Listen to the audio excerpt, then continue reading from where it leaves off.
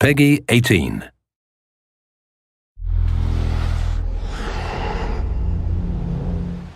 Hi, my name is Ashraf Ismail, Game Director of Assassin's Creed 4 Black Flag, and I'm very proud to be showing off the Caribbean open world. Here, we're going to start with Edward. After completing a few missions, he's met up with the assassins, but he's not yet bought into the creed, so he still has this selfish need for fame and fortune. Edward is one of the most unique characters we've created for the Assassin's Creed universe. He is a man who is still trying to figure out who he is in life and what he wants to get out of it. At this point in the story, he still wants that fame, so one way to get it is to complete these assassination contracts. This is a way to make money and to gain a bit of notoriety. So here we go. We have 2 targets to take out, 2 Templar brothers. So we're going to accept the contract, and the world map is going to show us where this contract takes place. So we see here that the contract is actually very close to us. It starts in the village we're in, but as we zoom out, we want to show you the world that we have. Many locations, over 50 locations, centered by Cuba, the Bahamas, and Florida up north.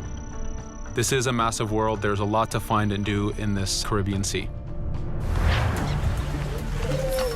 But now we'll get back to the Fisherman Village and go after our targets. The Fisherman Village, it's one type of location in this world. It's really here as a convenience to the player. This is where you can start missions, where you can shop to upgrade Edward and the Jackdaw itself. It's really about the mood and the ambiance of the Caribbean Sea.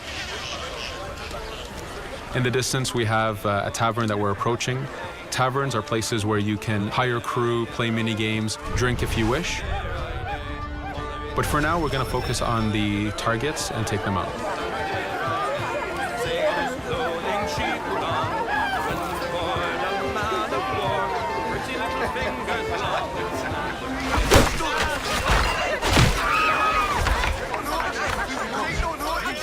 Now that we've taken out one brother, the other one's going to bolt.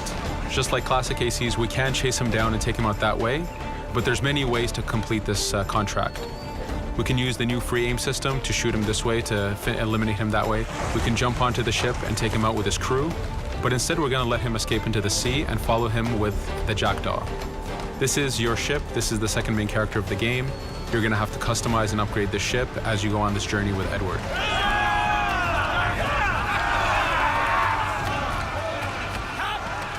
We've seamlessly gone from a ground chase right into a naval chase. We could destroy the ship and complete the contract that way, but instead, using the spyglass, we can see that he's carrying a lot of rum. Rum is important in the economy system. It's one way of making a lot of money if you sell it properly. So instead of destroying the ship, we're going to plunder that ship. Fire! Here you can see the upgrades that we've made into the naval combat. Using the front cannons, you can shoot chain shots to slow down the ship. Using the new round shot mechanic of trajectory aiming, you can aim for the hull and do a lot of damage this way. This specific enemy is what we call a frigate. Frigates are the type of ships that you need to destroy as fast as you can, because the longer the fight lasts, the more damage they're capable of doing. We have other enemy types like the Charger or the Man of War. The Man of War is a massive ship capable of carrying over 100 cannons. These are ships that you really need to upgrade to be able to face. But now that this frigate has been demasted, we can start the boarding. Boarding, it's very important. You are a pirate. This is how you gain cargo. This is how you take on ships. So here we can start the boarding from any orientation or angle we wish. The distance even matters. If you get too close, the 2 crews will just jump right into each other. If you start a bit further, you can jump in the water and go in for a sneak stealth attack. We have 2 objectives to accomplish for this boarding. We can take out the captain, and we need to take out some of his crew. So using the swivel gun, we will efficiently take out a lot of the crew. And now we'll go for the captain using Edward's navigation abilities. Here, again, using the new free aim system, we have a dangerous enemy on the other side taking out our crew. We can easily take him out with a headshot. So what we see here is that 2 ships have come together to create this 3D environment where, using your assassin abilities to navigate, to be stealthy, you can take the advantage and get the kill by surprise. Now that we've taken out the captain, we still need to take out a few of the crew members to complete this boarding. Now that we've plundered the ship, we're going to gain that rum that we saw earlier, but we're also going to gain ammo and crew members and some gold. With every boarding, there's 3 options that you can do with that ship. You can gain crew members, you can send the ship to your fleet if you wish, or you can salvage a ship to repair the Jackdaw if you took too much damage in the fight. In this case, since we did well, we're going to send the ship to our fleet. Now that we're back in the Caribbean Sea, we needed to make sure that every minute something is being advertised to the player, something new for the player to do. In this case, we have this uncharted location. These are what we call playas. We have over 75 of these in the Caribbean world. Every playa has something very important for the player to find, something that will help in upgrading Edward or the Jackdaw. So it's in your advantage to explore these locations.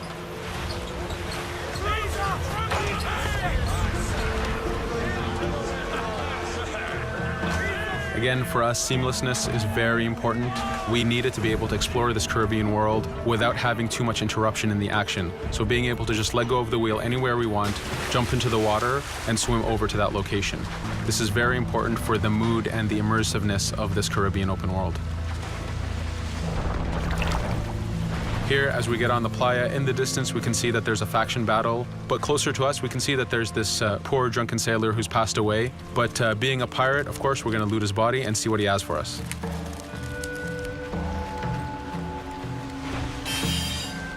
So we found a treasure map. This treasure map is asking us to go to an island called Misteriosa. Every time you find one of these, you know that you're going to find a treasure that is linked to the progression of the Jackdaw or Edward, so they are very valuable. Here we're going to take a look at that faction battle. We have a British ship facing off against a Spanish ship. We could jump in and take advantage of this opportunity, allowing each ship to weaken the other and for us to plunder both. But now we're going to make our way back to the Jackdaw. Again, this is the second main character of the game. There's a lot of customization and a lot of upgrading to do on the Jackdaw. You can upgrade all the weapons to fit the playstyle you wish. Now, as we get onto the Jackdaw, we can see that the crew is cheering for us. Edward has a really close relationship with his first mate, Adewale, standing right there, and with his crew. And this is something that you'll see later in the demo, that we can lose and gain crew members. Again, using the spyglass, we can really see the contents of a ship, but you can also assess the danger and threat level of these ships. But for now, we're going to continue to Misteriosa to find that treasure. Here we've crossed into a harpooning zone. The harpooning system is connected to the hunting system, which is used for upgrading Edward himself. So you can upgrade the number of weapons he carries, the ammo that you can carry, and even his health.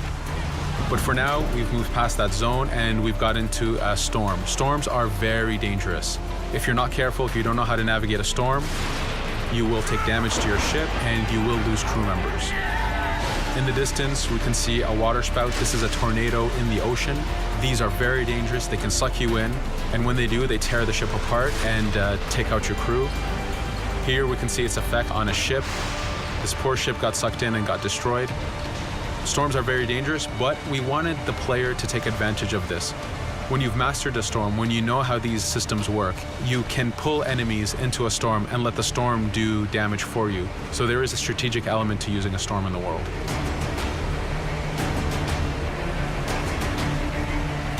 Here we can see that the storm is dying down a bit, but there's still this torrential downpour. It was very important for us to get the real mood of and atmosphere of the Caribbean in the weather cycles and in the daytime cycles.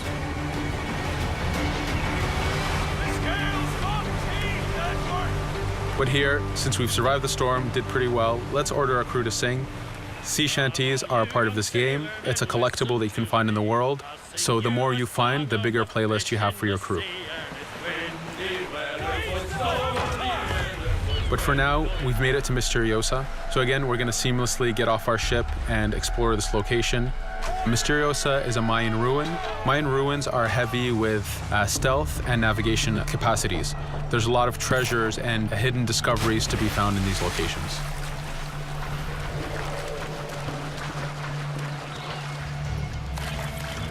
If we recall the treasure map, the treasure is hidden behind a temple.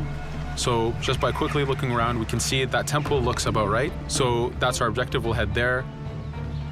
As we go this way, we can see there's a lot of guards on the beach.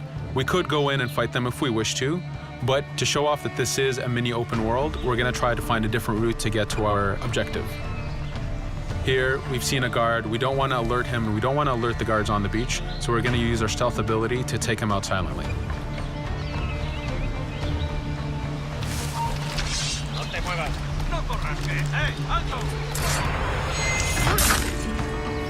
With AC3, we were able to push the navigation in the frontier, which means using natural environments like trees and rocks and so on. Mayan ruins are the perfect place where we mix man-made structures and these natural environments. So you really get to feel how far the navigation abilities of the assassin have come since the original game.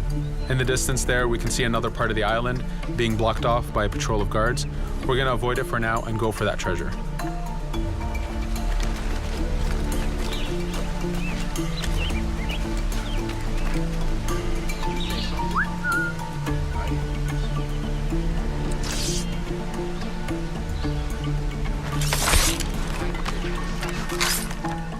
It's important for us to be able to give the players new tools, specifically for stealth. In this case, we have the blowpipe.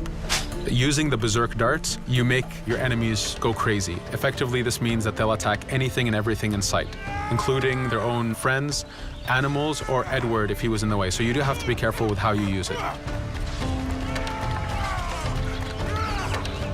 But now that we've caused a distraction, if we happen to fall down there, at least there's already a bit of damage done for us.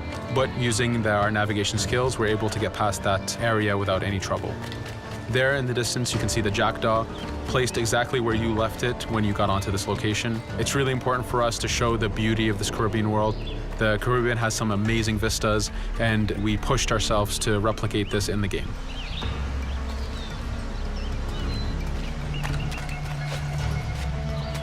As we continue forward, we can see in the distance there's a couple prisoners that are taken hostage.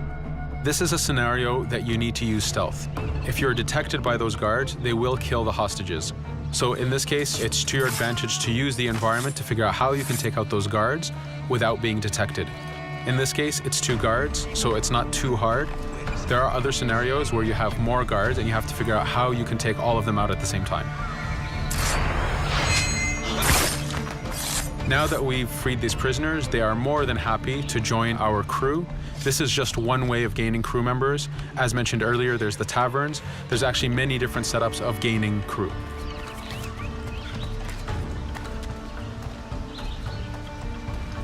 Here, we're going to go back to the treasure map.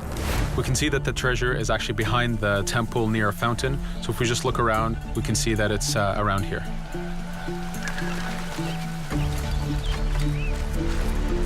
Now that we've found the treasure, what we've actually found is a blueprint.